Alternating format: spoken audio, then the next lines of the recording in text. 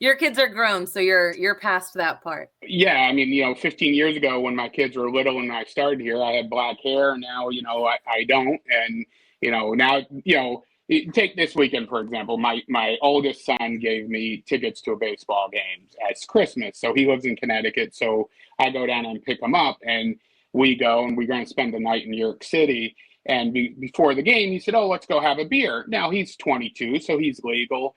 So, we go out to the bar, and he's 22 and he can drink like a 22-year-old, and I'm 48 and I can't drink like a 22-year-old, even though I think I can. So we made it to the game, but your challenges of how you felt this morning, Erin, after a night with your 3-year-old, probably was similar how I felt like a night after my 22-year-old, but probably for a little different reasons. And then you had to sit in the car and drive home.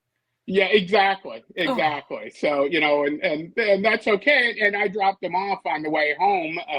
And, as you probably remember when you were 22, he was he yeah. Oh, was yeah. ready to I would go. have been like, you're driving, and maybe you got to come and see your mom in Vermont and just drive me the whole way because I can't hang with you. My goodness. Exactly. Exactly. It's somebody once said, my wife asked my father, who I'm one of four, and she asked my father, "So what was the hardest time? You raised four kids. What's the hardest age?" And he says, "The hardest age is the age you're in."